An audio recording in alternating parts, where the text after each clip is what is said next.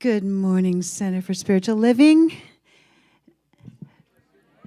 It's good to be here. My name is Lisa Firestone, and I am subbing for your talented music director, Larry, who is on vacation right now. I think he probably badly needed one. But I am so happy to be here today, and I thought we would celebrate the weather, celebrate being together, celebrate something different and fun and new today in our service. And I think you know this one, so sing along if you will.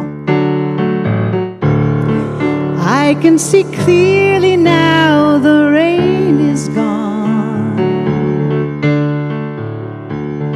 I can see all obstacles in my way. Gone are the dark clouds that had me blind. It's gonna be a bright, sunshiny day. Can we do that again? Because I want to hear you. It's gonna be a bright, sunshiny day. I think I can make it now. The pain is gone. All of the bad feelings have disappeared. Here is the rainbow I've been praying for. It's gonna be a bright, sunshiny day. It's gonna be a bright, sunshiny day.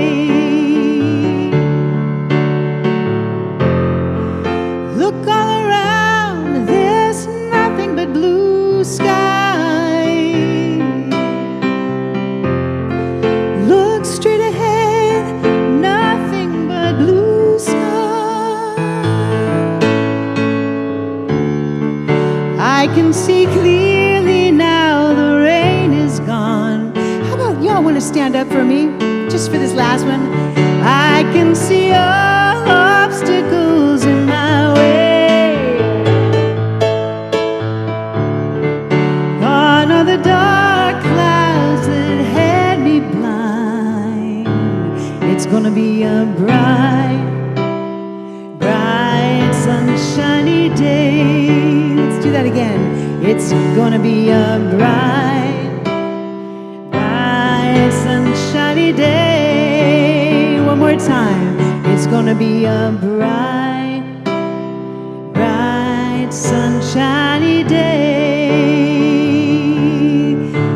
All right, thank you for singing along. Good morning. Thank you, Lisa. Well, good morning. I'm Lucia Cooper-Smith. I'm your host for today, and it is a pleasure to welcome you to the Center for Spiritual Living Nashville. I'd also like to welcome those people who are watching online right now. For those of you who are new here, we are an open and inclusive New Thought spiritual community. Our vision is to open hearts, inspire dreams, and transform lives. Our purpose is to help people live their best lives through practical spiritual teaching.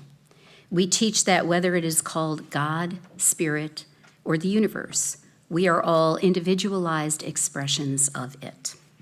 We teach that our thoughts are powerful and how to attract and create the life we want. Wherever you are on your journey, you are welcome here. So I'd like to welcome any visitors who are here today. We're not going to ask you to stand or do anything embarrassing, but if you could just wave your hand so that we know to say hello to you at some point today. I would like to welcome our interim minister, Reverend Cath DePalma, back, and thank our guest artist, Lisa Firestone, for filling in for Larry today. We are doing something a little different today, in fact, very different today than what we normally do. So I'd like to begin by sharing with you how our service will flow so you'll know what to expect and have a rough idea of what the day will be like. We're calling today a Sunday Service Plus because we have components of our usual service within a 2-hour interactive and fun workshop led by Reverend Cath DePalma. We'll be starting our service with a guided meditation, as we always do, and then we'll move right into the workshop, and then we'll wrap up with our time when we express our gratitude and give back, and then some very short announcements and our closing song. About halfway through, we'll have a 10-minute R&R break, a restroom and refreshment break, with light refreshments from our hospitality volunteers, Erica Leeds and Karen McLaughlin. Because we don't have tables, yes, thank you to Erica and Karen for nourishing us. Because we don't have tables here in the main hall, we ask that there be no food or beverages in an open container beverages in the main hall. So please enjoy your snack in the community room during the break. And for our online community, you are very valued, and we want to make sure you can participate today. So we have an online chat host who will help you all do that. We suggest that you join us from a computer or comparable device or phone rather than a TV, because on your TV, you don't get to see the live chat, and that's where things are going to be posted. So when the people here at the center are in breakout groups, our online community can participate as a breakout group. And then when the breakout groups are all back together in one big group, we'll be live streaming the feedback that the groups give, that the in-person groups give, so that the online folks won't miss anything. So without any further delay, we'll begin our service with a centering guided meditation.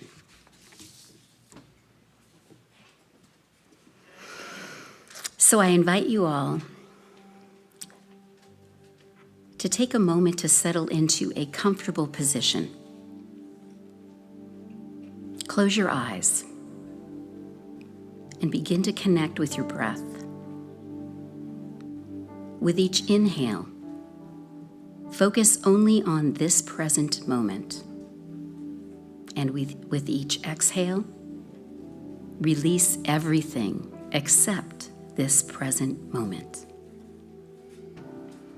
And then just allow your breath to settle comfortably. Become aware of yourself. Feel your energy. Feel the vibration and the frequency at which you are vibrating. Feel the vibration of love, complete love, true love, unconditional love. Feel this love with your entire being. Love for yourself, love for others, love for this world and everyone and everything in it. Boundless love. Breathe in and feel it now.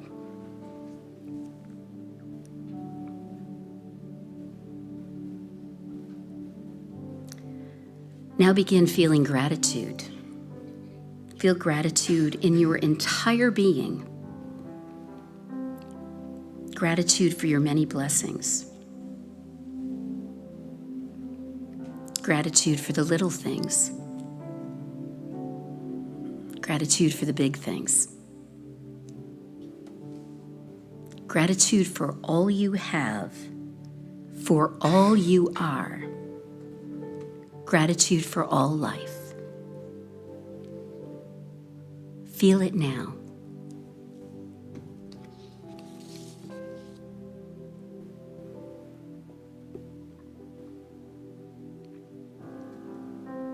Now feel your abundance.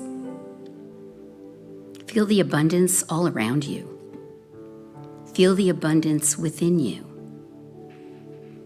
The limitlessness of your creative energy. The pure potential within you. With every breath, feel your pure potential. The ability to manifest all that you desire. Feel it now.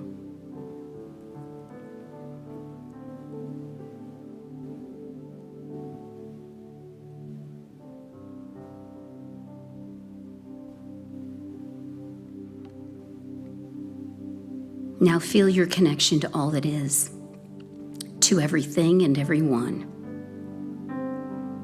Your connection to all that is life and the part you play in it. Connect to the joy in your life, the joy you give and the joy you receive. Feel it now.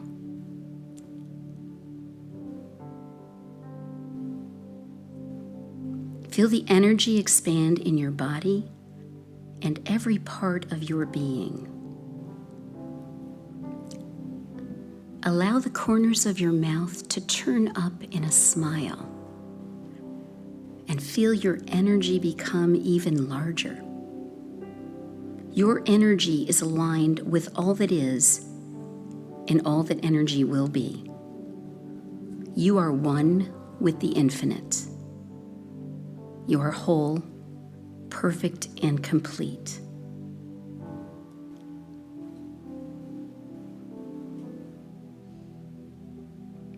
Feel your energy. Feel your vibration. You are love. You are gratitude. You are abundance. You are connected to all that is. This is your frequency. When you're ready, open your eyes and radiate your energy. And so it is. So, if everyone will take one more deep breath and allow me to turn this over to Reverend Cath for our workshop.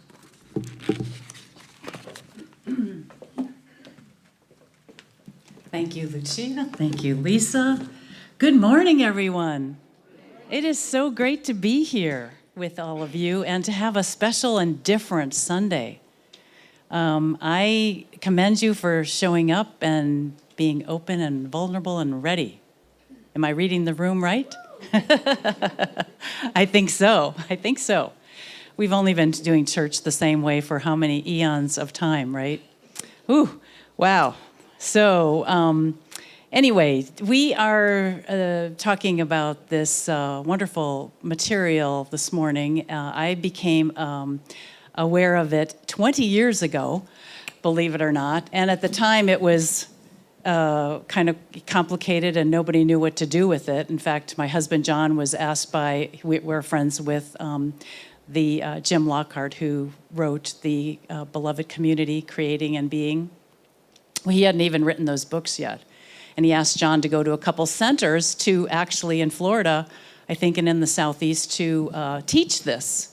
Well, you know, he taught it and he goes, you know what? The crickets were chirping in the room because nobody knew what to do with it. So here we are 20 years later, and I think it's making its time. If you are familiar with spiral dynamics at all, we've been talking about it in our discussion groups. We've been talking about it a little bit here. If you go on the internet, online, there's a lot of even young people that are talking about it. So it is kind of making its day. And so this, I want to acknowledge my husband who created this workshop. He was hired a year and a half ago to be the spiritual director for the Center of Spiritual Living in Kelowna, British Columbia, where we live. And they agreed for him to come in and experiment with them on new communities and what church could look like going forward. So they're doing some experimentation, and he graciously, so let's give him a hand, even though he's not here. Even though you have no idea what you're about to embark on. It's a lot of really good information. I promise it will be interesting and fun, and it will move along quite rapidly, even though we are quite timed. When we set a 10-minute break, it's like, it really is go get a bite, you know, and take a break whenever you need to take a break. So also, I want to say, like I said, there's a lot of information online and everything, but if you would like to take some notes and you don't have any paper, raise your hand for a pen and paper. Okay, we have one up here, Amy, Mary Isla. And so really, there's going to be a handout shortly that you're going to get one handout. So you don't have to take notes. But if you want to, you've got that option. So anyway, here we go. So the first, here's the QR code for the handout for the online people. So you can go have that printed off right now, and then we'll hand that out just shortly to those in the room. So thank you, Dale. So why is Uncle Bob so cranky all the time? So what we're going to be doing here today is unlocking the mystery of spiral dynamics. Why is this so important to know? We're going to understand. The purpose of the workshop is to understand human behavior. Do you ever understand, why people are the way that they are, or why your family members are the way that they are? Well, this is going to help you get some understanding, and then also understanding how the creative process works, how evolution takes place, and where we're at in it, and what's happening with it. So let's see. You ever wonder why, some people resist change, or what drives conflict and misunderstanding? So spiritual dynamics. I've made them spiritual dynamics. Spiral dynamics can offer us insights. So if we want to, while we're here, if we want to embrace change, then we need to learn what culture is and how it transforms. We need to know this. In today's world, we need to know lots of information to successfully live and understand and come from the highest place possible. We're going to explore the mystery of behavior. We already asked that question. Ever wonder why some people resist change? What drives conflict and misunderstanding, and how spiral dynamics can offer us insights. So, what is spiral dynamics? It's a framework for human development, evolution of consciousness. It explains the stages of human growth and consciousness. Each level represents a unique worldview, and levels are not better or worse. We're not to say that people the levels are not better or worse, but they're part of a natural evolution. And not everybody is at the same place that we may be, or we may not be at the same place as others are in our own evolution. So this diagram, we will not be approaching this diagram. 20 years ago, when Spiral Dynamics, the book came out, Mastering Values, Leadership, and Change, Ken Wilber, who's the author of a theory of everything, got his hands on it, and he created this very complex, complicated diagram. We are not going to go there, so we can just go to the next slide. But it's out there. It's out there for those who want to go deep and dive into this deep. So, Amy, and if you two can give out the handout now. We're going to go through these different, while they're doing that, handing out the handout, we may not be responsible for the world that created our minds, but we must take responsibility for the mind with which we create our world from here on out.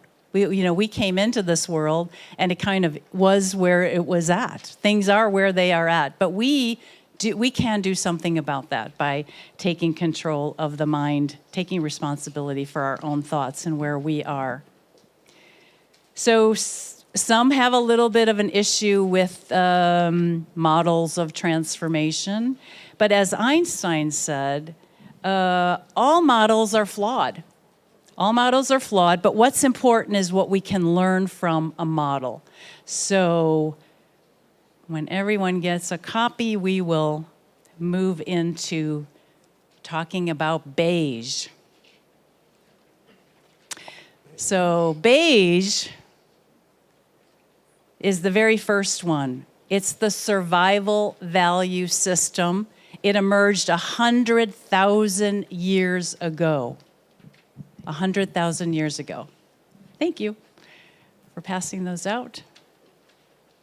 So this life for humans at that time boiled down to a search for food, water, and shelter. That's what the consciousness was zeroed in on, those things. They traveled in bands because it was safer than traveling alone.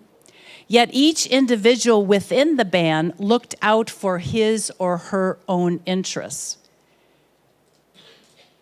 So that's beige, 100,000 years ago. Then we jump to purple, which is tribal value system, which emerged 50,000 years ago. Clans began to bump into each other to form more complex tribal systems, a more communitarian value system. The whole cosmos at this time is believed to be enchanted with spirits, and the goal is to keep the gods happy. Magical beliefs, rituals, ceremonies, thoughts, words, and songs to cause the sun to rise and the rains to fall mark this value system. Praying for the Titans to win. It's from, it's a flawed model, John says. Our roots go deep, don't they? Now, the positive contribution of this stage is the sensibility that creation is sacred and enchanted. Okay, now we get to the red. Warrior value system emerged 10,000 years ago. Power and dominance. Think Terrible Twos, think Rambo. And the films depicting a strong man heroically emerging from the pack. There is no guilt associated with taking exactly what you want. Tribal warlords, power is exercised as domination. The positive, there's a positive spin on everything. The positive evolutionary contribution of the warrior stage is its fierce commitment to individual empowerment and its action orientation. The positive evolutionary contribution of the warrior, the red stage, is found in its fierce commitment to individual empowerment and its action orientation. Next, we moved into the blue, which is order and structure. Here, 5,000 years ago is when this consciousness basically started emerging. The perceived need is for salvation, law, and order. Here, the individualist thrust gives way to the needs of the collective. Sacrifice personal pleasure in order to participate in a life of meaning and purpose, delivered by a shared belief in a transcendent cause. Here, a shift takes place from the egocentric focus of the warrior, red, to an ethnocentric outlook, a capacity to take the perspective of another. But here, 5,000 years ago, the other extends no further than the family or the tribe. It doesn't go any, or my God, my God. That's as far as it goes. The world is easily polarized into right or wrong and good and evil. Okay, you're talking, 5,000 years ago. Do you see any evidence of that today?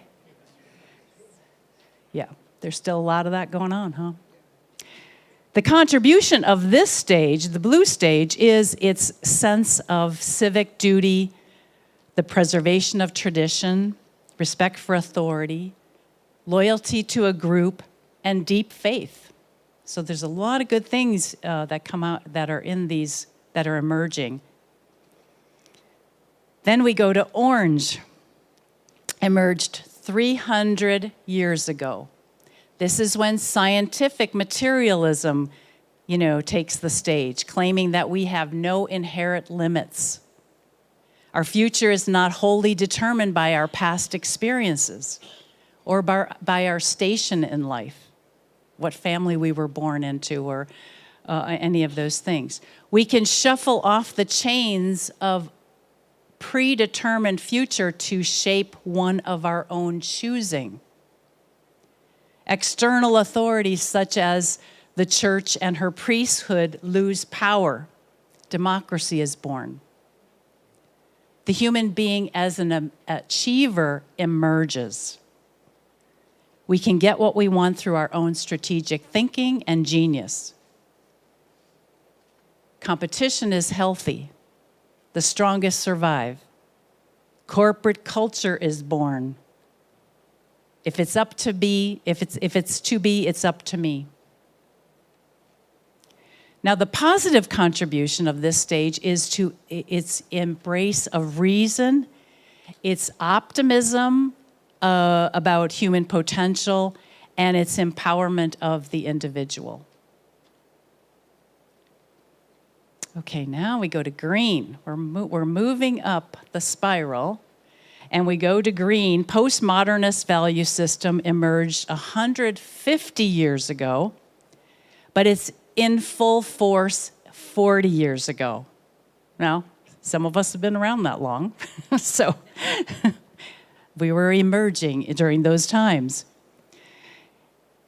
In green, it must be about all of us.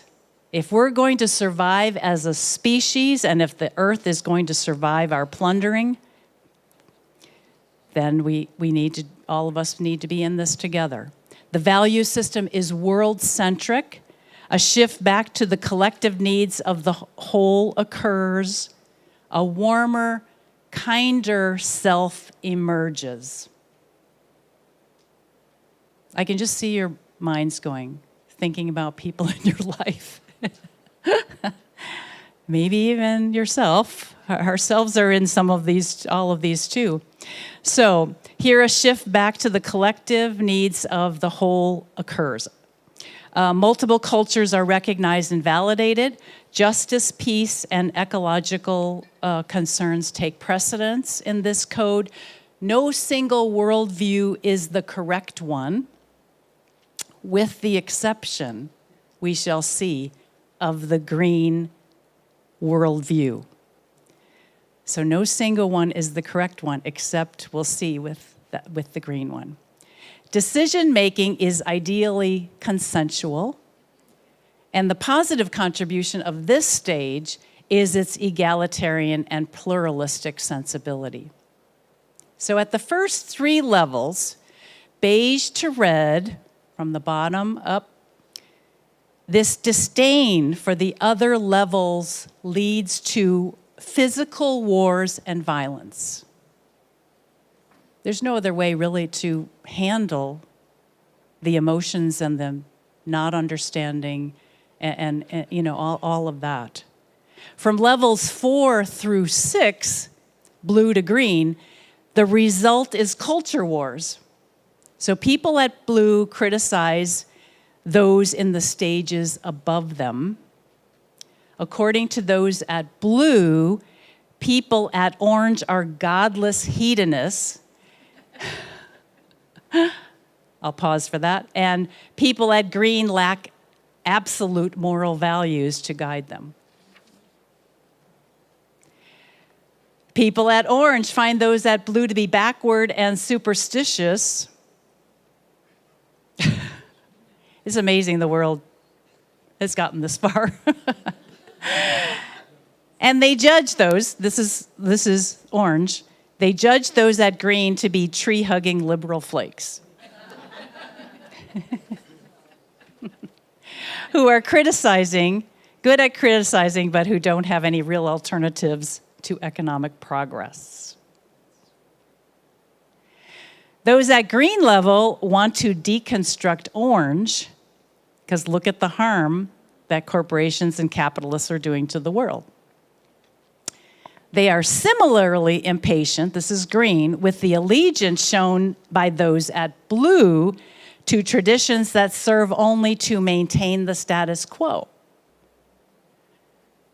Greens believe that they have reached the highest level. Those at red, you got to make fun. I mean, you have to have fun with this stuff. Those at red, the warriors, they just want to blow everyone up. Because the modern postmodern world has no room for them. They don't feel like they belong. So in tier 1, each of the value systems is coming from fear. It assumes that the universe reached its zenith when it arrived at them. So, it's just kind of starting to help you see that we're not all thinking the same way. Understand why people's behavior, when you don't understand what it is, that they're really coming from a different place. It's just, it's not good or it's not bad. It's just they're coming from a different place. It's where they happen to be. Now, when you get to tier 2, these two that I'm going to be talking about, lastly, these stages are not coming from fear, they're coming from love. So yellow, the integral value system emerging starting 30 years ago, acting out of enlightened self-interest, this individual enjoys the capacity to see the whole spiral. In particular, they recognize that they cannot enjoy a high quality of life when the rest of the spiral is dysfunctional. They see those dysfunctional forms of red, warrior, and blue, traditional, lead to fundamentalist revivals and jihads. That orange modernist is messing up the planet with its ambition and technology. And that green postmodern, the strategy of trashing the previous levels, isn't particularly helpful. But they also see the dignity in the red's action orientation, in blue's sense of moral purpose, and in green's world-centric vision. This ability to recognize the validity of each of the value systems of the spiral as a whole marks the primary difference between tier 2 thinking and tier 1 thinking, in which each stage or value system thinks it is the only valid one. Ethically, they can make judgments that may offend the political correctness of green simply because their take on the situation is more nuanced and less concerned with the kind of groupthink than can typify green. So yellow can say things about other people, but they're talking about things as a whole. They're not caught up in the groupthink that they have to think like others. And they desire to integrate the insights of science and religion, seeing a pattern that connects and a deep intelligence that animates the whole universe. So life, therefore, is about aligning oneself with the evolutionary impulse to transcend and include, and about expressing one's creative gifts.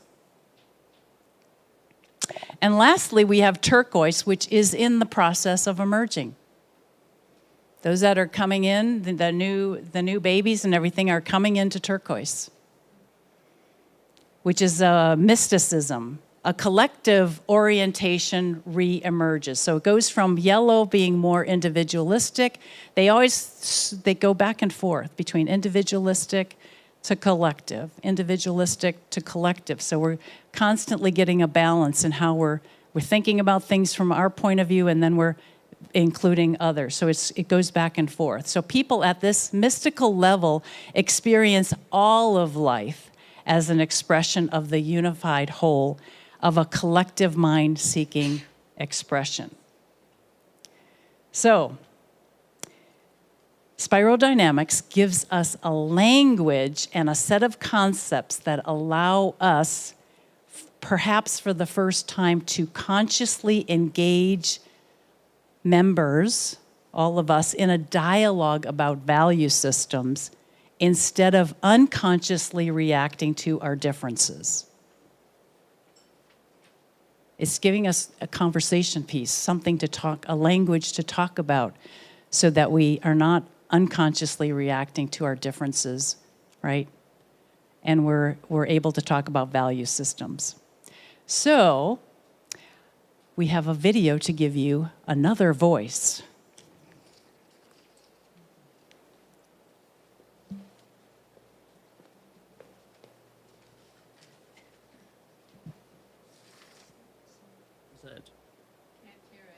There's a couple of different ways of looking at it. First, each color stage represents density of ego.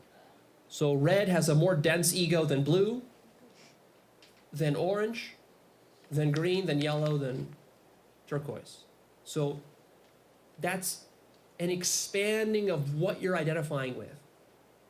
And so basically, if you think of the void or formlessness, the I am, that true sense of I amness that you are, that enlightened self, that sense of formlessness within you is identifying with more and more form.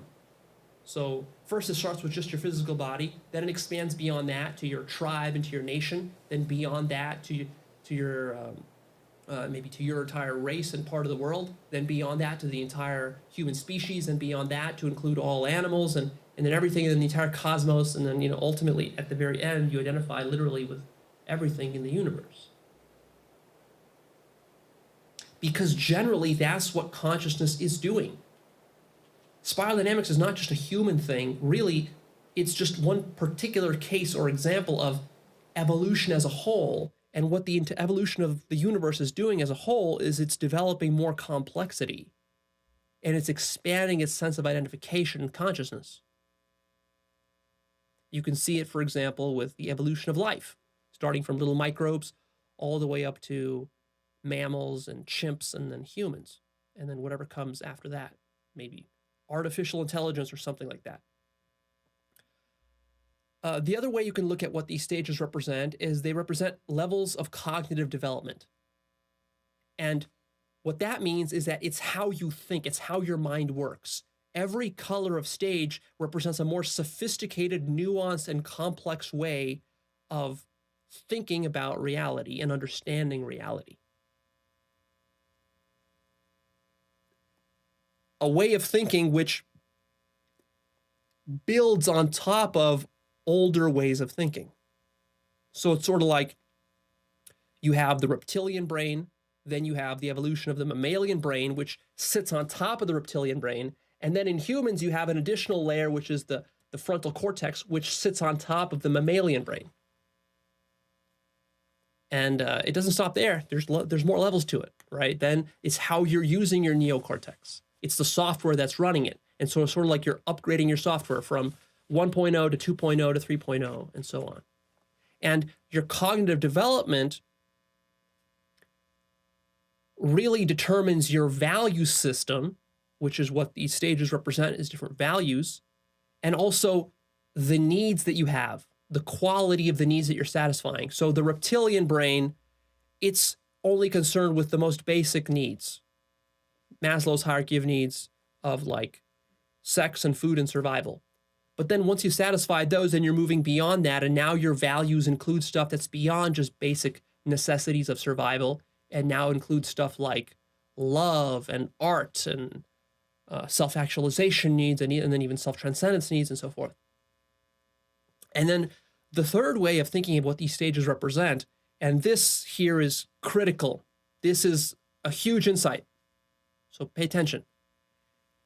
Each stage represents the ability to take on more perspective. More perspective. This is one of the keys to understanding how to climb the spiral quickly. It's about taking on more points of view beyond your limited personal egoic perspective, which is sort of where you start life with. I talk a lot about perspective, and I try to introduce you to lots of different kinds of perspectives. And this is just something that's been a strength of mine for my entire life. I've always been good at this. And that's one of the things that I bring with actualize.org is that I can bring you to higher perspectives. I'm really good at that. And I didn't realize this until recently, that that's what spiral dynamics is about. It's about being able to explore new perspectives and being open-minded to new perspectives. And so the thing that keeps people stuck at their level and not evolving is that they get stuck in one perspective or another.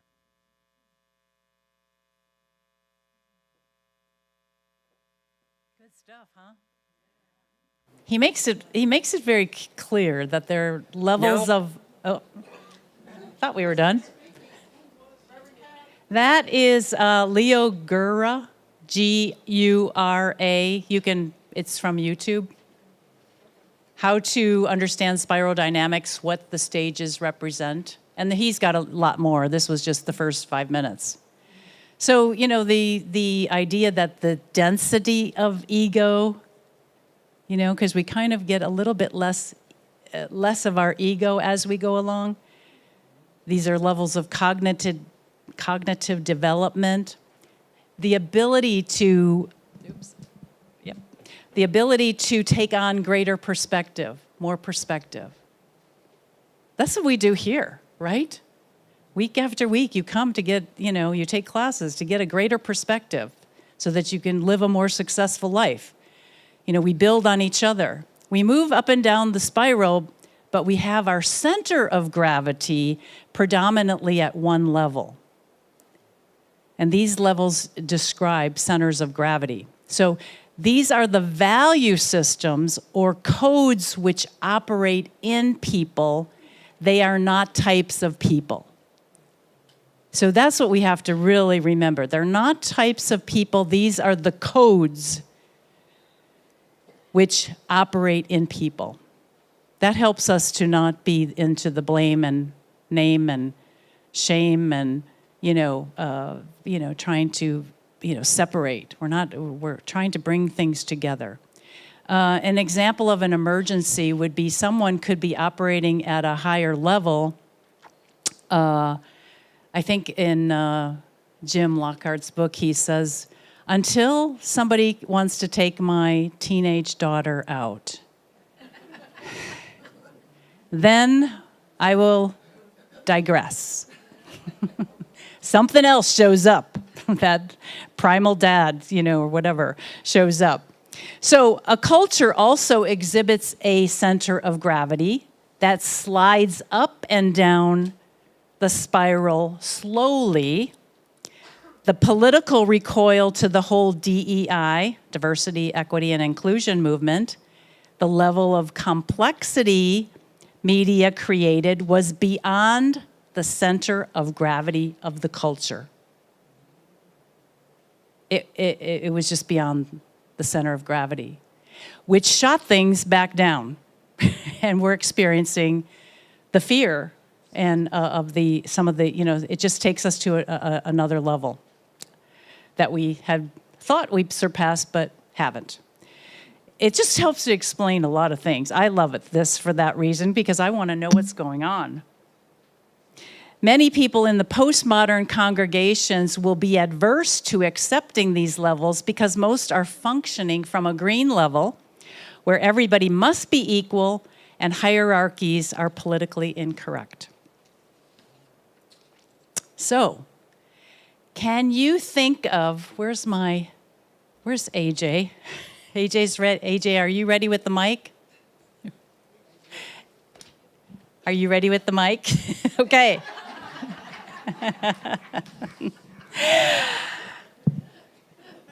So he's going to be ready with the mic. Now just think about, have you noticed any time where you shifted maybe from one of these levels to another? And what was the thing that motivated that? Anyone want to share anything? Can you think of any?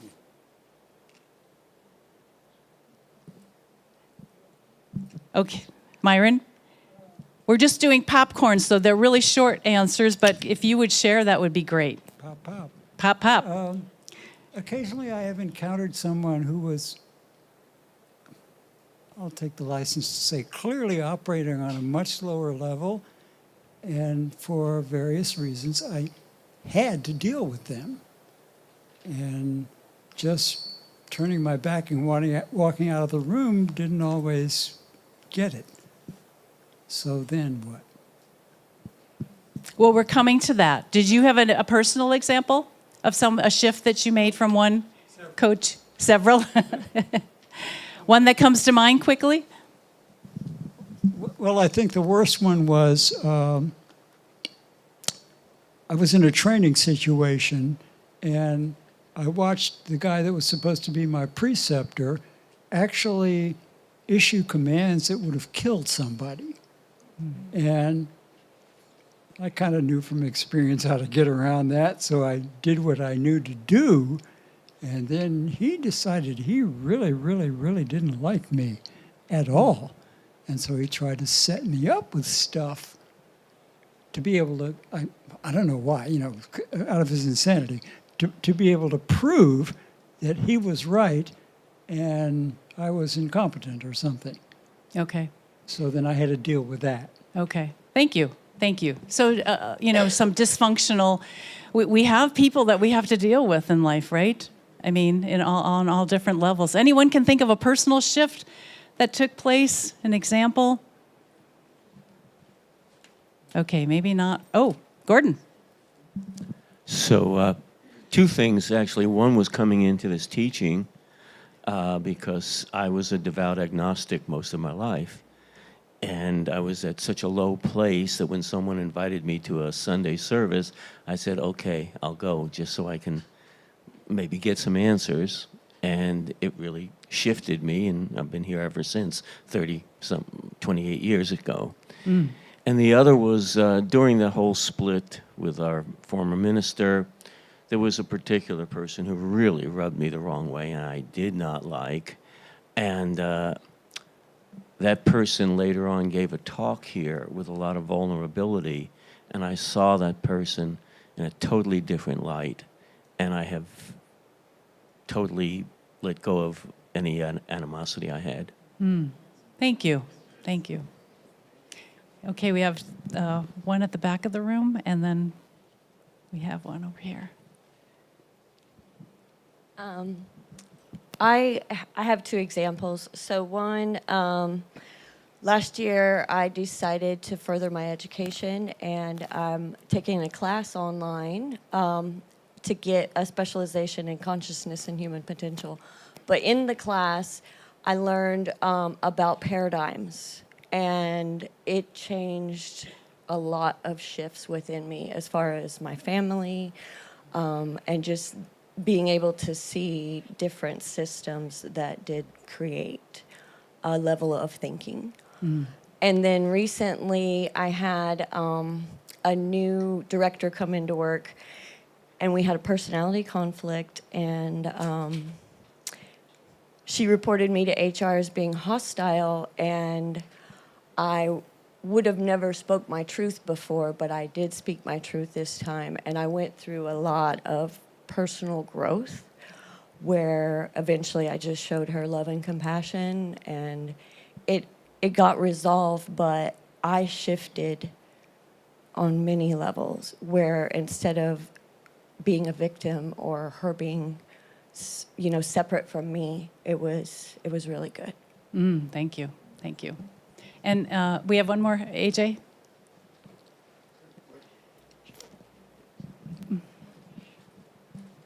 I think we have time for one more, so there will be another opportunity for.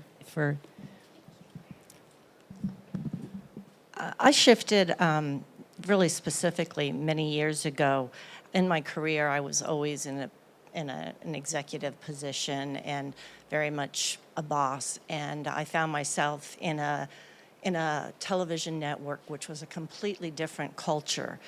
And I looked, and I just really was like, okay, I've always been open to other perspectives, but I really needed to apply it in my everyday actions and in my position as leadership, and going from much more always having my opinions and my clear direction to being very much more, and I was always collaborative, but way more collaborative and open. And so it was a major shift, which then has led to, 10 plus years of being much more, in the integral thinking, just all different perspectives. So Thank you. That That's stood good. out.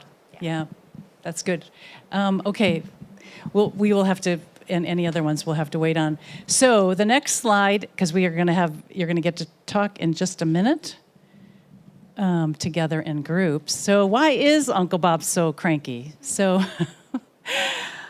I guess I was like, I don't really like the title, John. But it was born between him and his associate minister. They were talking, and she said, why is my Uncle Bob so cranky? And he goes, well, that's the title.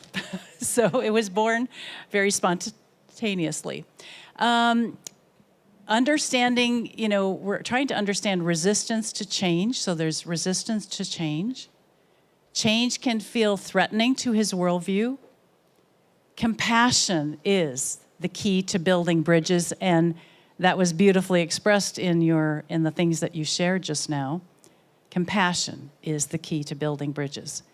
So explain why you think Uncle Bob is cranky.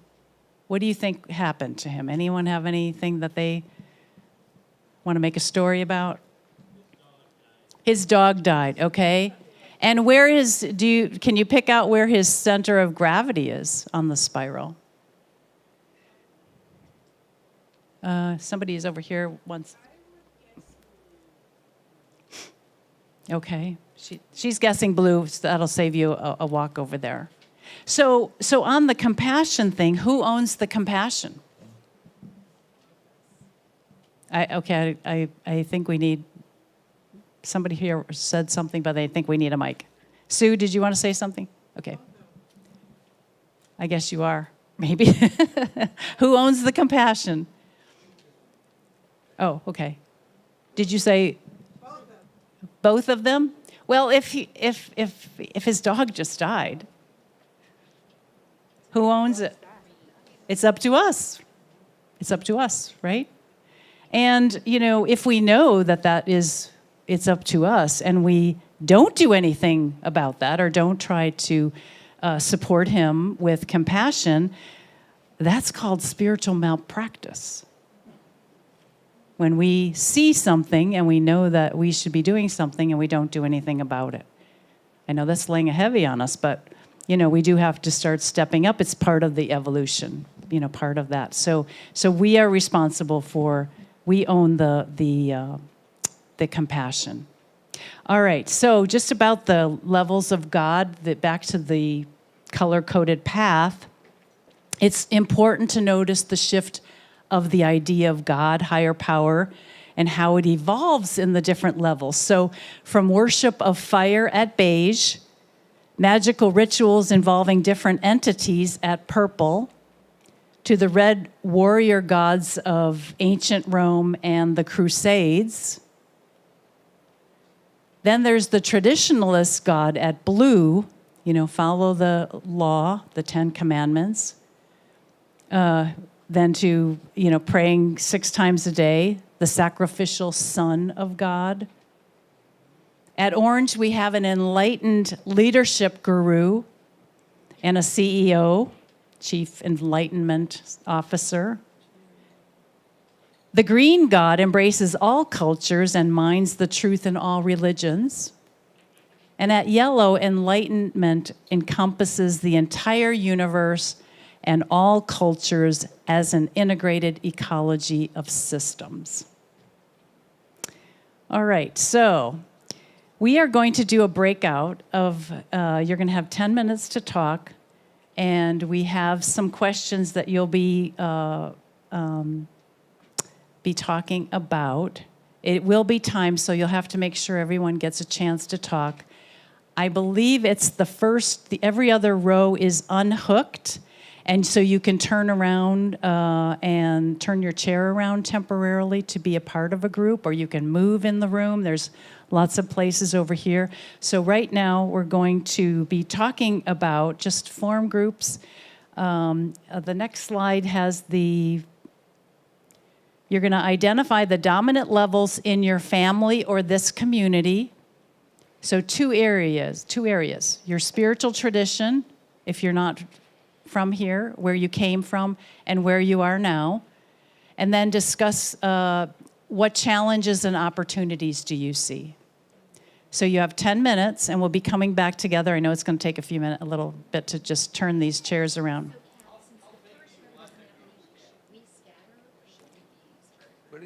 You can scatter, yeah.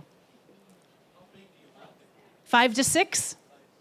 Yeah, 5 to 6. So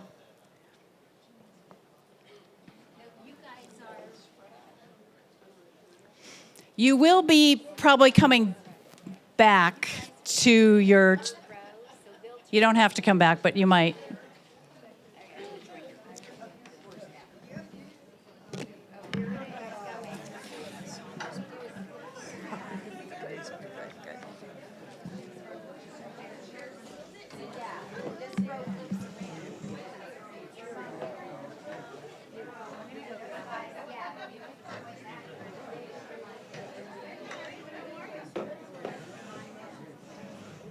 Excuse me.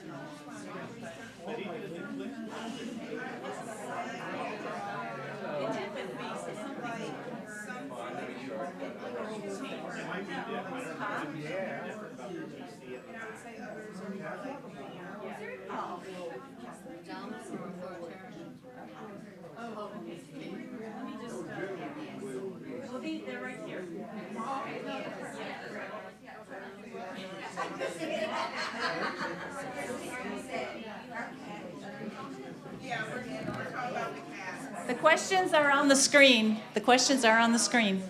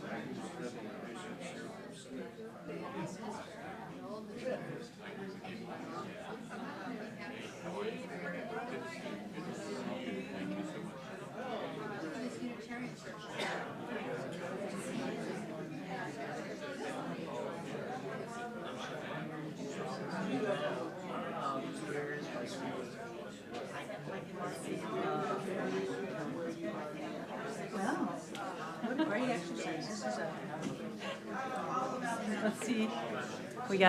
We are. We still have 6 minutes.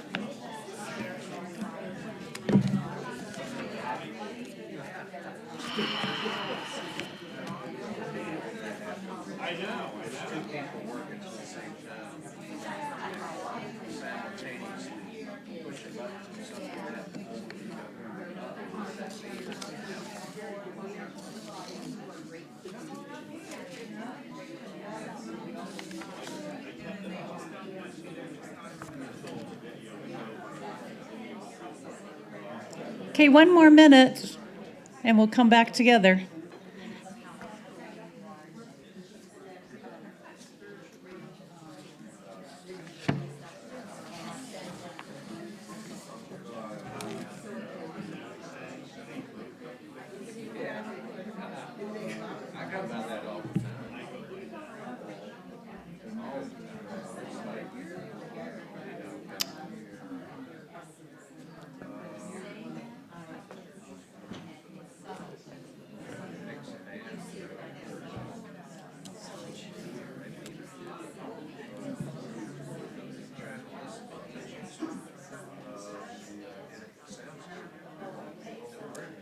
Are you going to be ready in a few seconds to? Yep.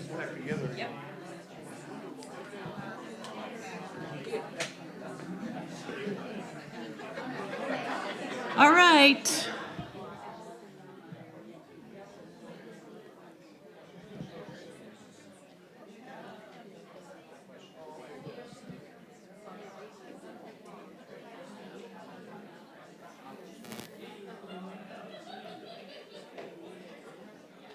All right, it's time to come back.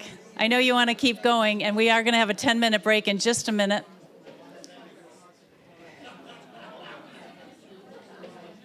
Ready?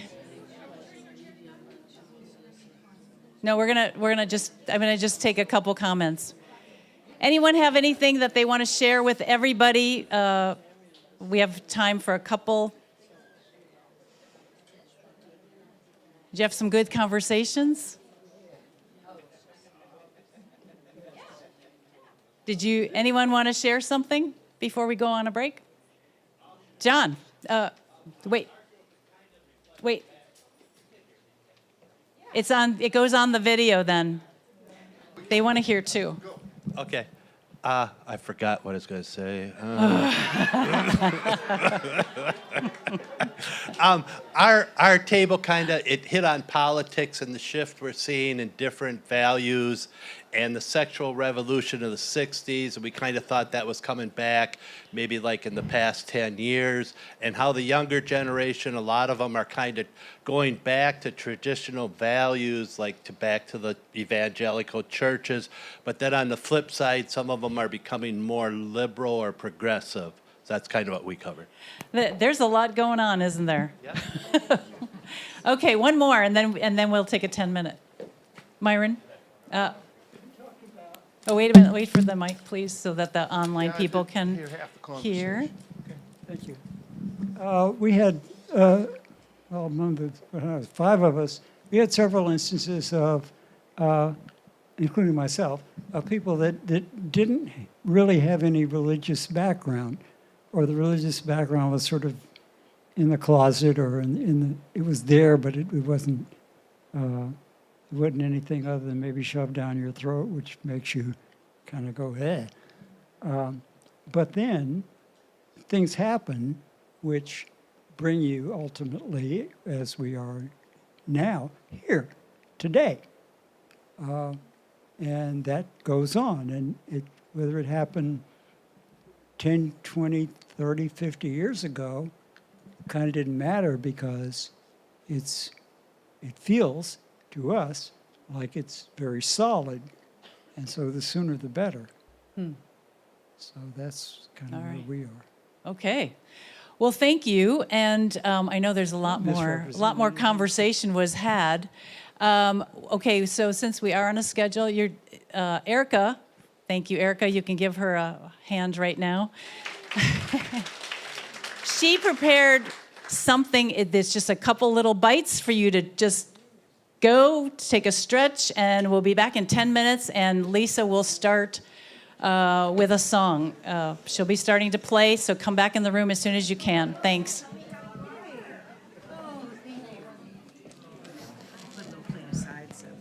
This is so cool. This is really cool. I'm glad you are ready, sir.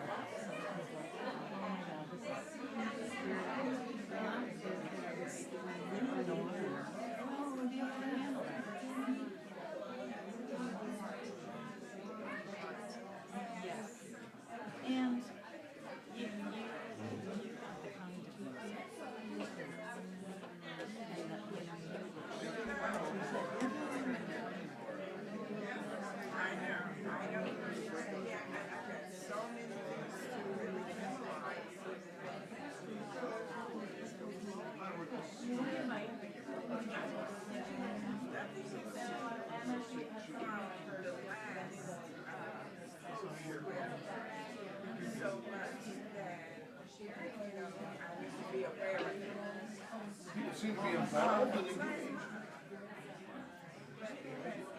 thank you for doing your part.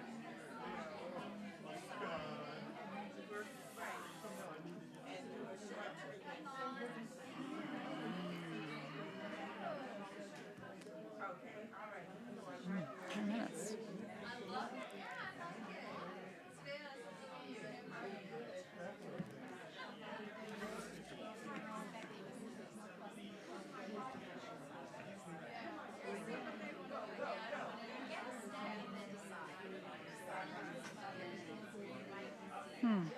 Okay. Ready for your part?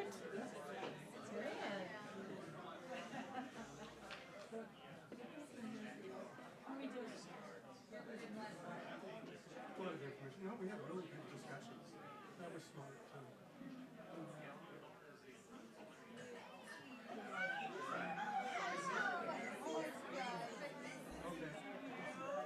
Okay. Turn that stage with these now. You did a great job. Very beautiful. So much nicer. Yeah, it's. Bigger. I guess I can take my stuff down because you're coming. You do. Actually not. So. And I knew I would be coming up. Right. Okay. So let's see here. Are you going to sit in that chair while I'm talking? Is that why that chair is there? I can just sit there. You can sit in there. Oh, no, this is fine. Oh, from here? No. When I do the visualization, Yeah. actually, I would love it if I could use your mic and sit there. Is that possible? Can you? Can we tell Ray? We just have to tell Ray. Okay. What do you think? As opposed to standing? Sure.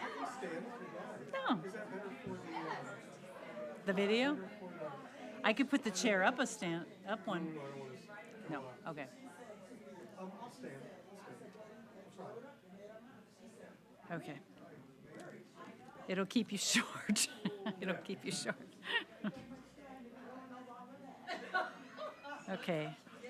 I think we're gonna have to just what we're doing here. That's off.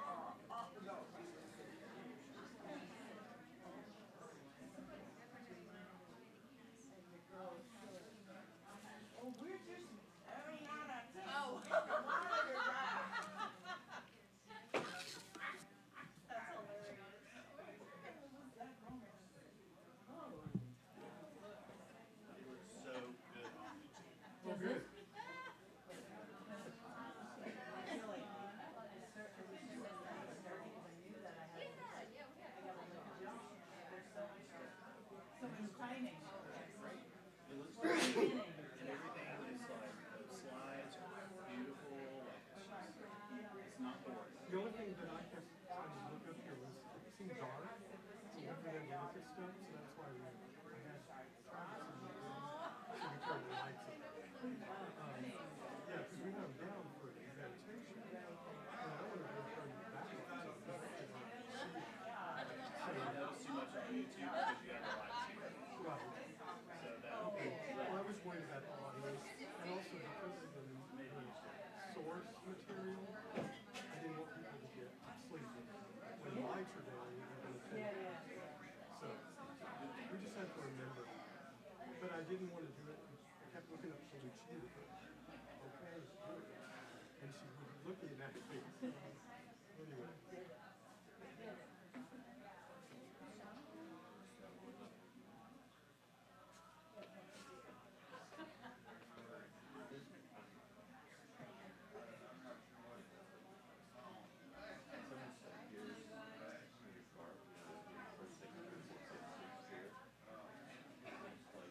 I think it's moving along really well.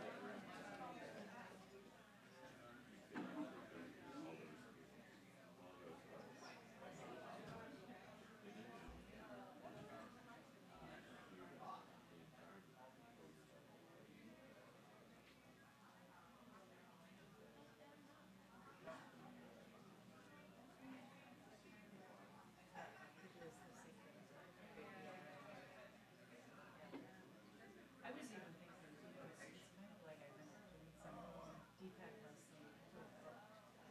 wrestling balancing meditation of your chakras. Well, I mean, you need all of your chakras, even the primal, starting at, you need them, so you're gonna be, moving up and down a little bit. So professional.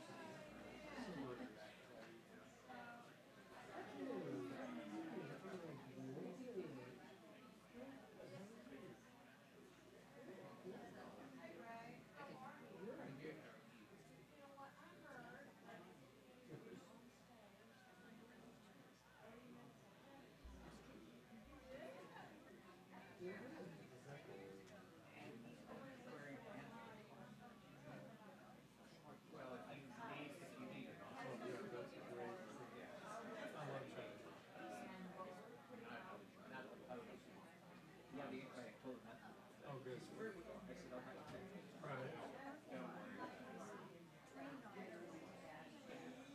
Yeah.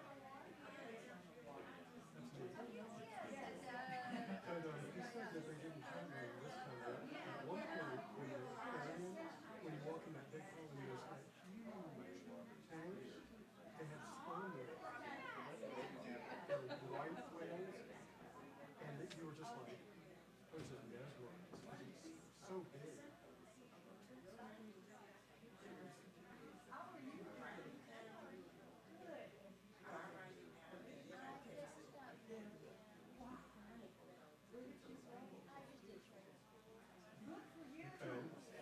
Funny. Yeah.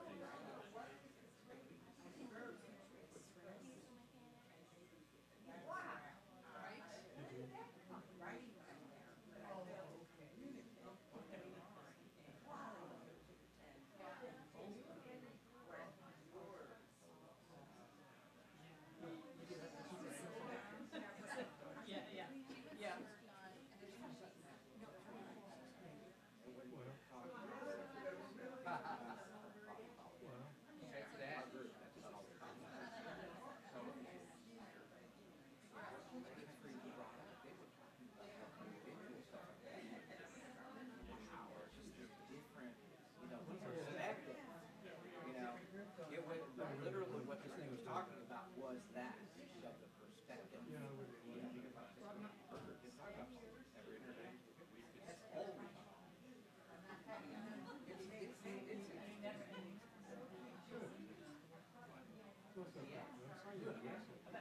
At least it's better. Yeah.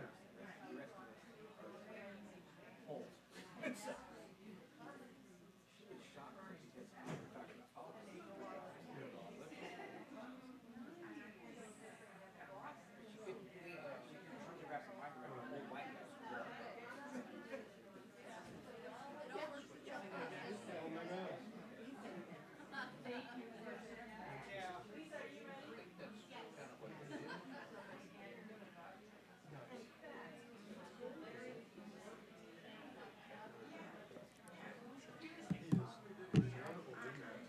Ready?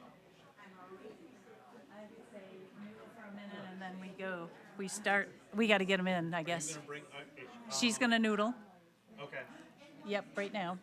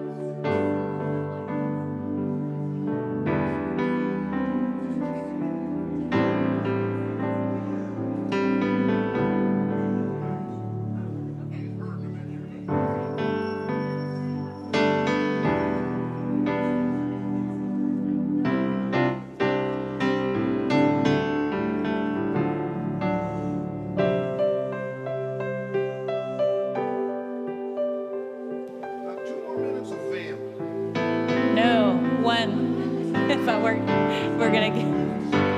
Yeah, you can turn them back around because we're just gonna pair. Thank you, and thank you for your shares. And I didn't mean to say that we didn't have time for yours, but somebody after I knew we had, somebody else started raising their hand. No, you were. No, you did. Sometimes that works. I just had to prevent any more.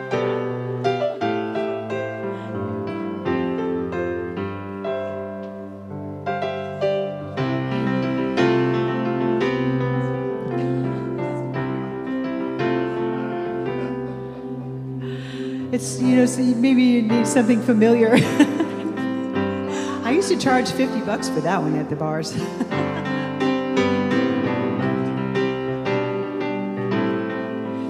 to sit down. I know.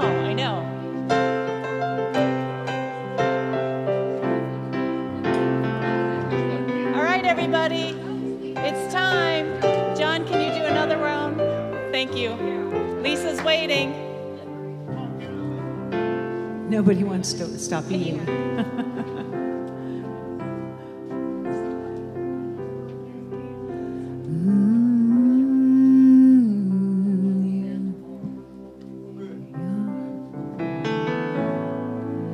You are the face of God.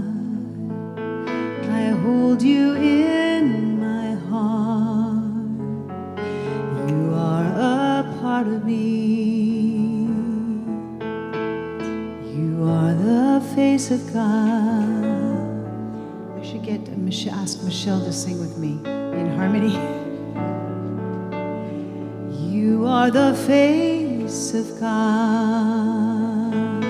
I hold you in my heart. You are a part of me. You are the face of God. You are the face of God. Will you just sing with harmony with me? I don't think that's on. Here, it's a just A flute.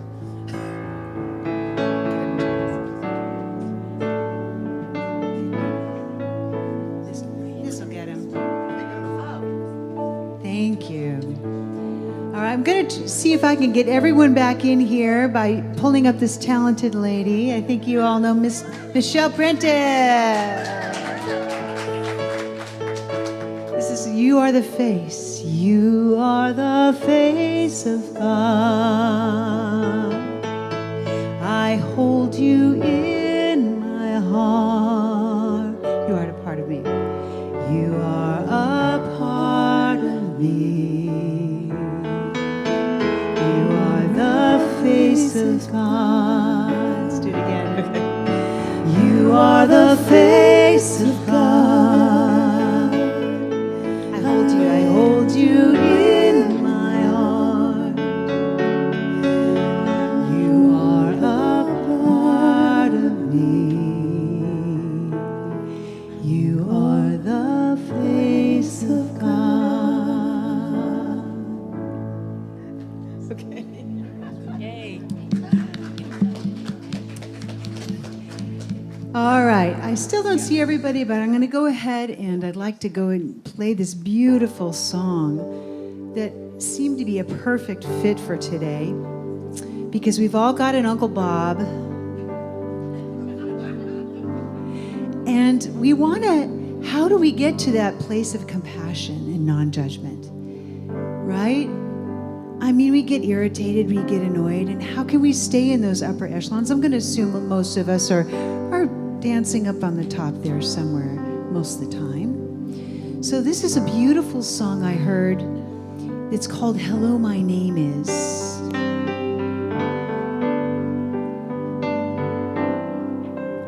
And thank you, Michelle, for jumping up. What if you woke up one day and God let you see so plain that invisible name tag pinned on us all? What would any of us do if we walked into the room and all at once so clearly we saw. Hello, my name is lonely. Hello, my name is hurting, and cancer sitting down to talk with hope. Forgiving's hugging cheer, and heartbreak just met laughter. And faith, love has got hate cornered, don't you know? It'd sure be a different world than this if the truth was spelled out right there on our chest. Hello, my name is.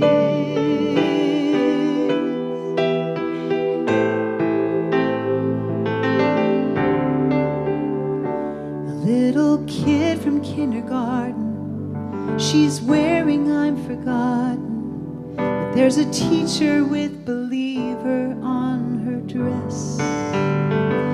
And there's two that say foreclosure, and one that reads prayer warrior. Man, just look around at all the rest. Hello, my name is happy. Hello, my name is lost. Obsessions in a big fight with control. Drugs and alcohol are up against the wall, but faith is gonna try to save their souls. It sure be a different world than this if the truth were spelled out right there on our chest. Hello, my name is.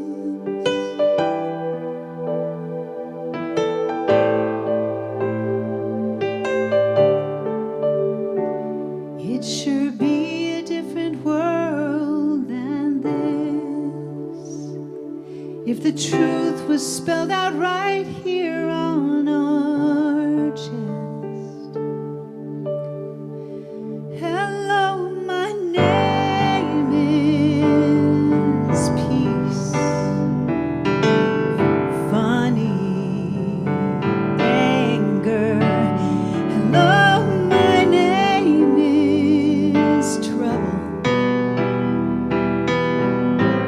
Hungry dreamer.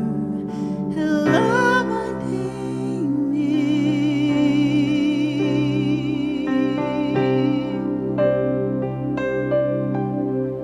Hello, my name is.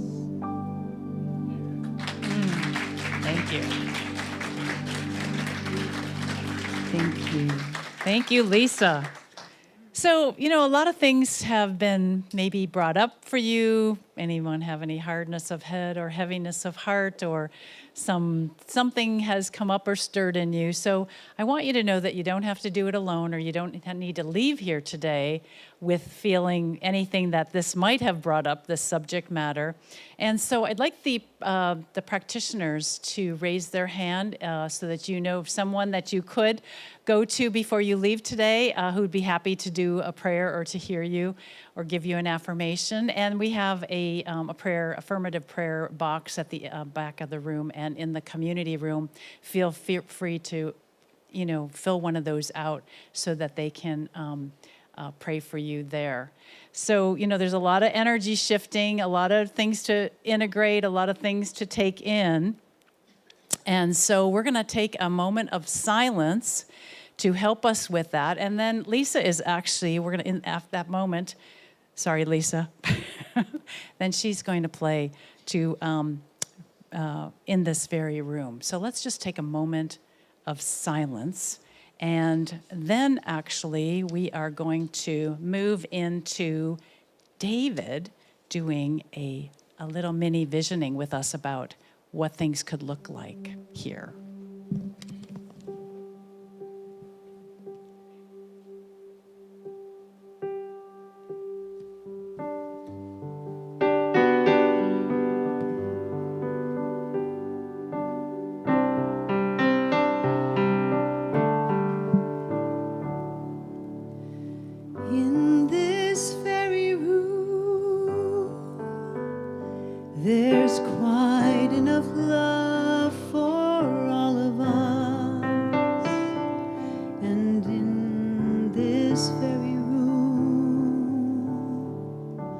There's quite enough joy for all of us.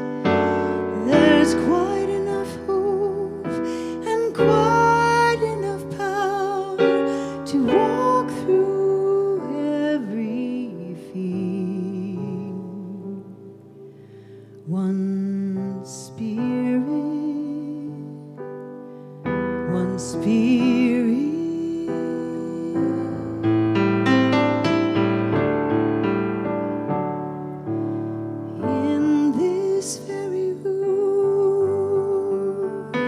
There's quite enough love for all the world, and in this very room, there's quite enough joy for all the world. There's quite enough hope and quite enough power to walk through every field. One Spirit, one Spirit.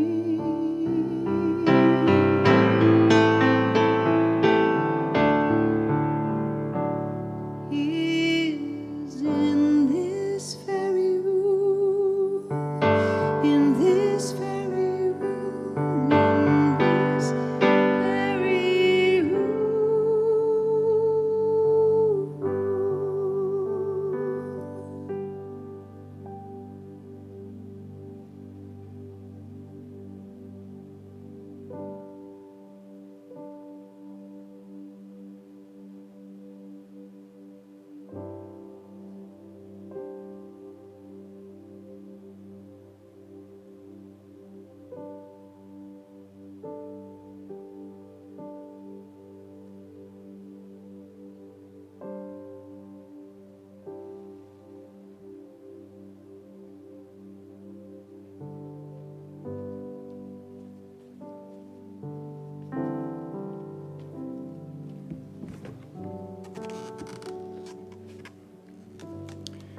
Hi. Dr. Mitch's new class, which started this week, deals in part with a process that we have here called visualization. It's an important process and involves having an idea of what we want to accomplish or how we want to live our life, and then practicing imagining that goal as already having been done, right? Already been achieved, and establishing the necessary mental and emotional vibrations to bring it forth and manifest it. So that's visualization. But we also have a really exciting process called visioning, and that's what we're going to do in just a moment. And I want to explain that a little bit more. Because visioning is a process by which we train ourselves to be able to hear, feel, see, and catch God's, Spirit's, love's plan for our life or for any particular project that we're working on. It's based on the idea that we're not here to tell Spirit what to do, but to be absolutely available for what Spirit is already doing, to open ourselves up and to catch what's already happening. When we do visioning, we align our consciousness with our divine purpose, which is to love and to express a greater degree of life. We become a space of deep listening, available to hear Spirit's highest vision or idea for whatever we want to work on. So as you open yourself up to Spirit's impress, please avoid judgment, evaluation, adding anything to what you get from Spirit, or any thought or mental discussion on how this has to happen. This is just being open to receive, and you can deal with all that later, okay? So let's begin our visioning process. Get comfortable again in your seats. I always find that the intake of air, that breath, that breath of God always connects me immediately to Spirit. So let's take a deep breath, hold it a moment, and slowly release. Calm your thoughts. Allow that chatter to subside. Take another deep breath. And as you observe your breath entering and leaving your nostrils, focus on opening and softening your heart.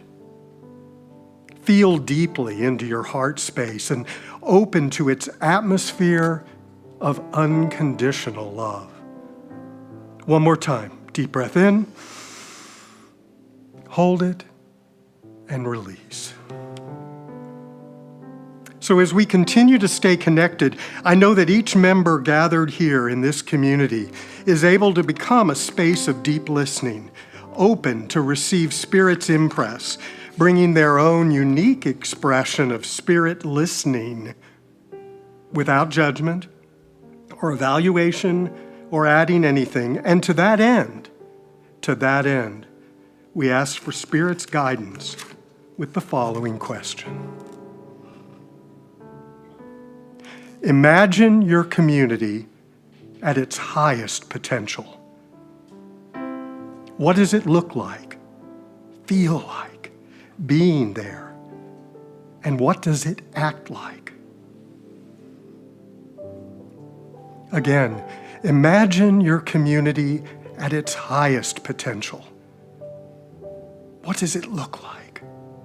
What does it feel like being there, and what does it act like?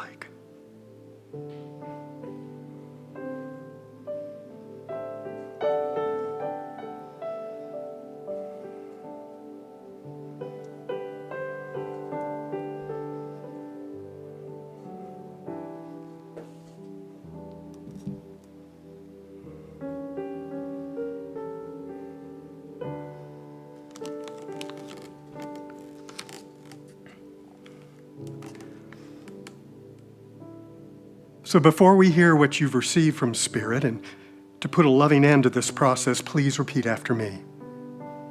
I am at home in the heart of God. My life is anchored in truth. I live in the consciousness of peace. I can never be separate. I am living love. And so it is. And so it is. Thank you, David. Anyone have anything come to them that they would like to share?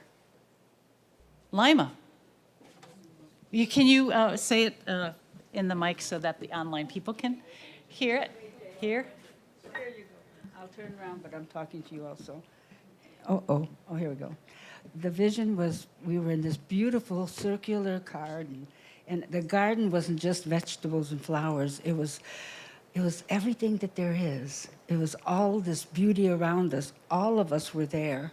And the children and the younger kids, they had these beautiful ribbons, and they were just doing the spiral, and we would touch it and love each other and never look at the faults of someone else, because that's not the truth. And we would realize this beautiful love that's in our heart. It's a connection with their heart. And nobody's ever separate. We don't let somebody leave feeling separate, because we are God. Just think about that. That's what I got. Thank you. Thank you, Lima. All right. Anyone else? It can be like a word, it can be a color, it can be anything, a sense. Yes, Michelle?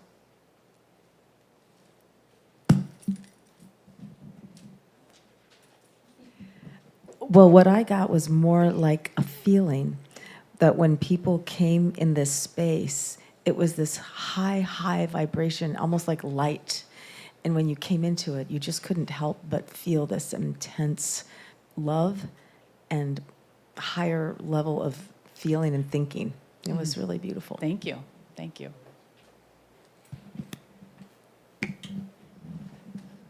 I just envisioned a feeling of great support and having people being open about talking about themselves, and the more you're open, the more people understand. And it was, I just looked at this community as a very supportive community as we get more people in our new space. So support is what I saw.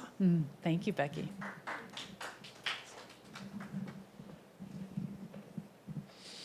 What I saw was everyone had actually come into a oneness of the realization of this teaching, and it was electrifying. This place was packed, and then when you came in, it's as if you were walking into the Garden of Eden, and people were very clear on what they were here to do in expressing. Each person was expressing their dreams and how their dreams were coming true, and how they are using this wonderful teaching in creating a whole new way of thinking and living and feeling good. And this place had everyone. Actually, it was like I couldn't tell one from the next person, because everyone was totally enthusiastic, immersed in this new adventure of seeing what else is possible. It was a beautiful thing. Thank you, Gwen. Thank you.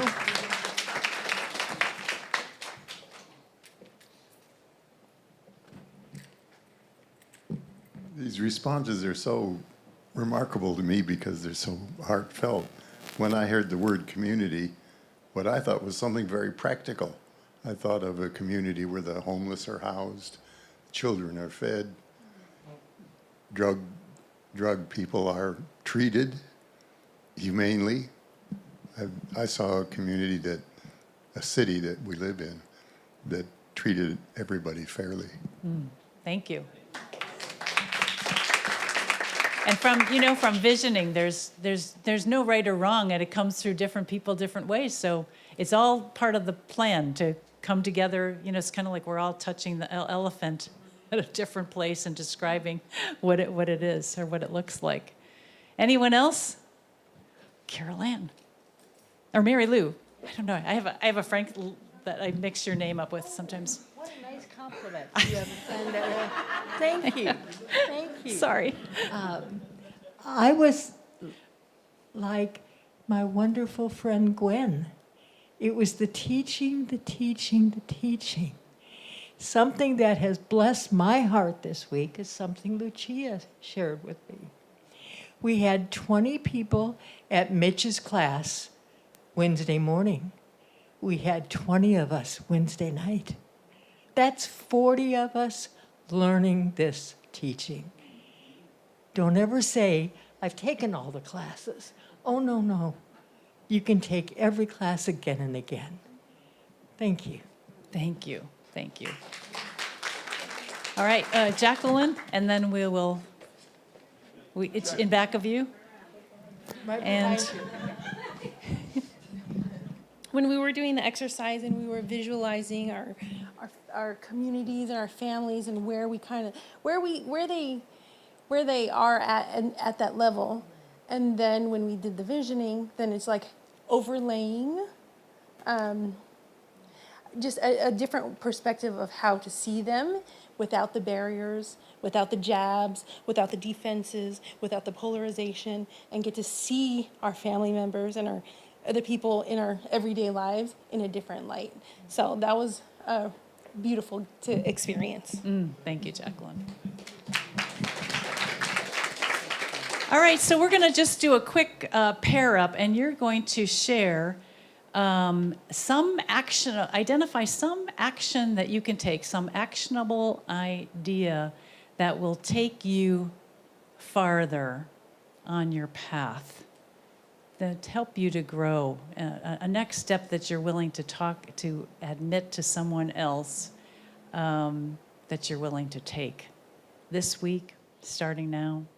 So pair up, you might have to move, just each person gets a minute, and we'll be coming back to close. So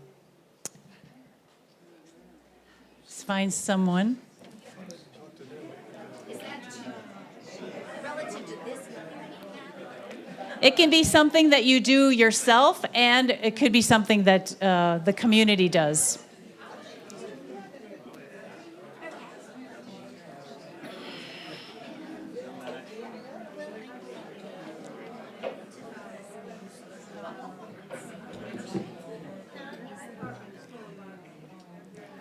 We will do a little.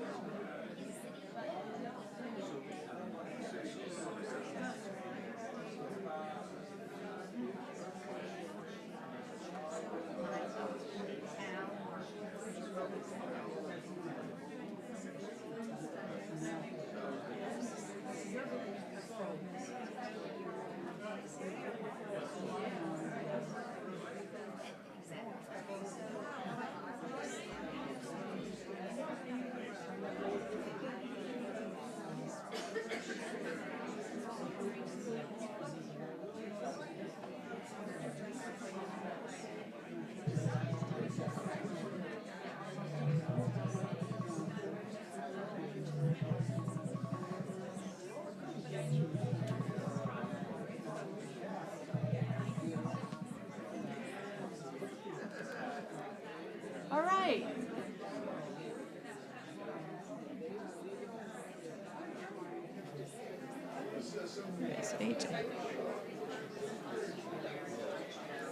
All right, who would like to share?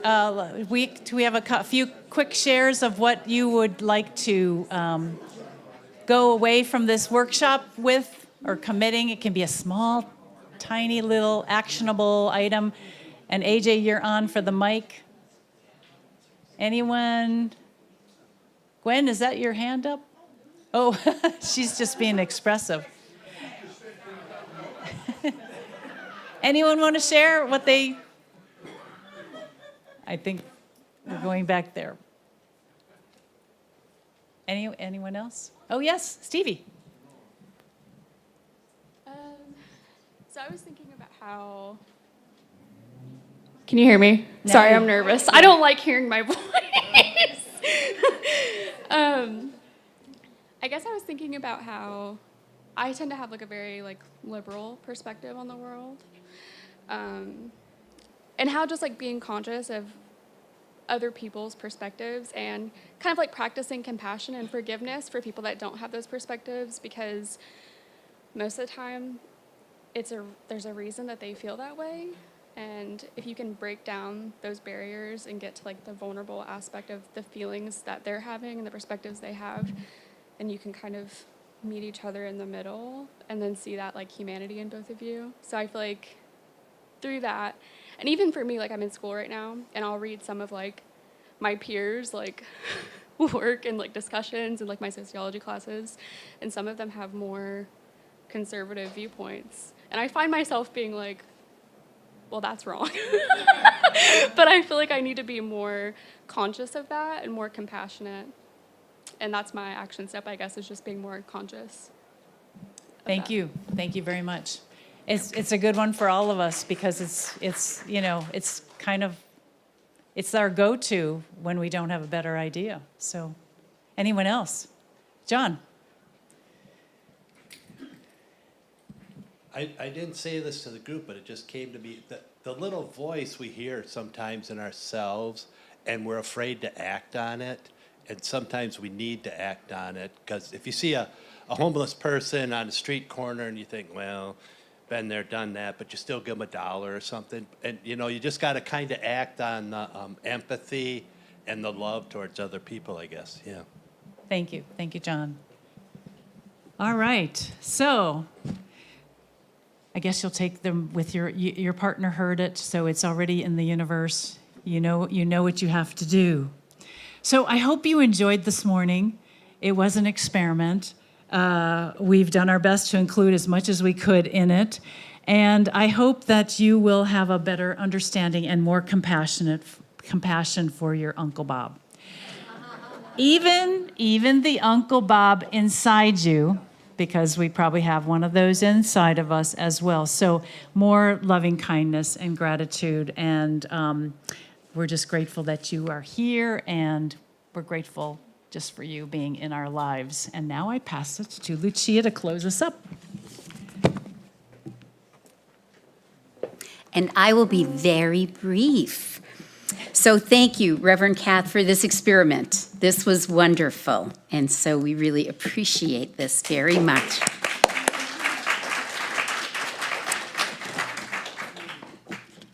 And thank you to all of you for coming today and being willing to try something different. And thank you to those of you online who are still with us and participated in the breakout groups.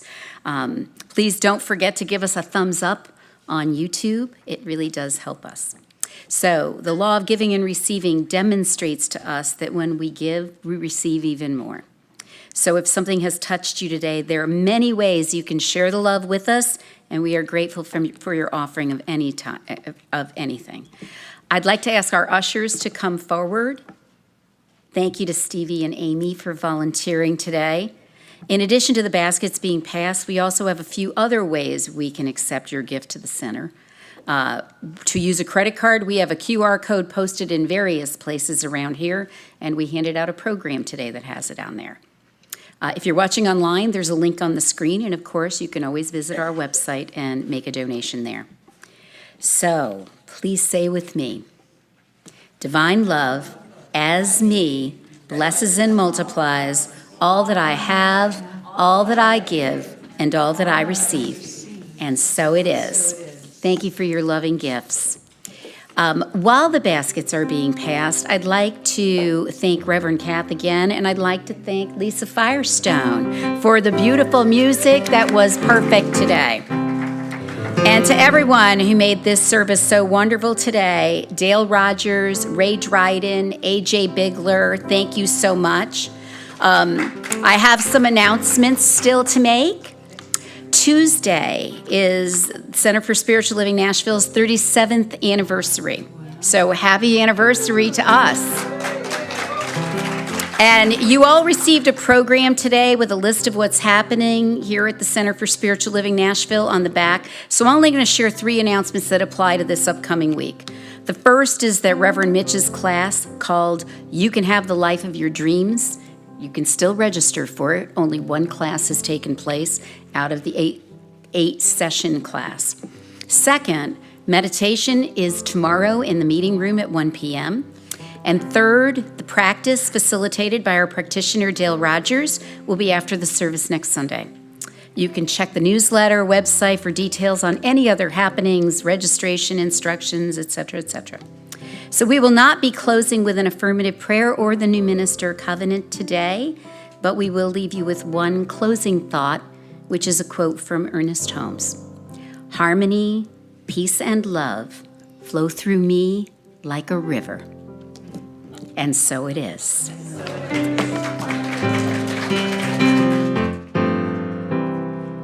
Michelle, would you like to come down for this? Up, rather? So we're going to do a different song. I was asked to do some different songs today, so I hope you're enjoying them. This is not your usual closing. And I think I'm only going to do, well, maybe, we'll see. I was only going to do 2 verses given the time, but let's see. I'll do first. Do we have lyrics? I sent them.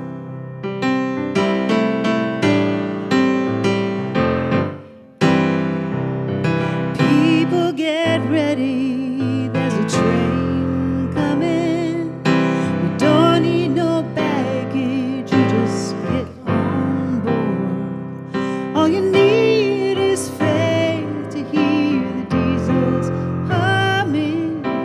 Don't need no ticket, you just thank the Lord. Can we do this together? Y'all want to hear this beautiful lady sing?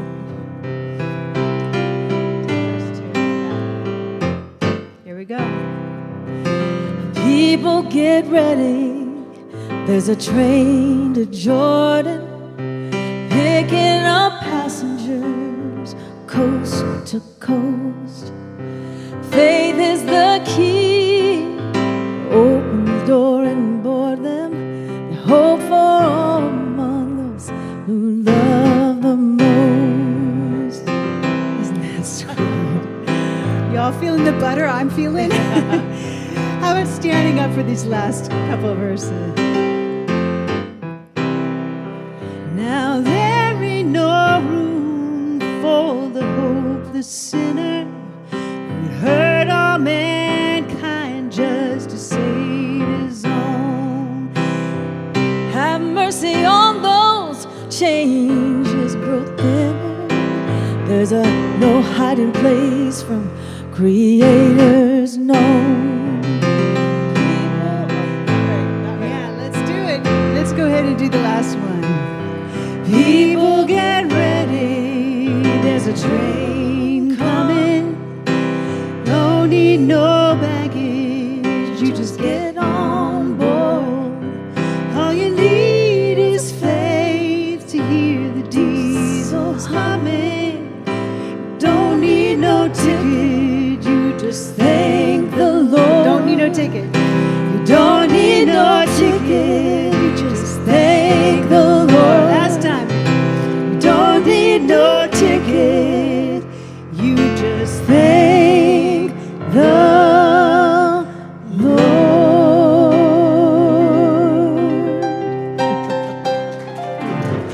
You're a brave woman. You are so sweet. I know you got it.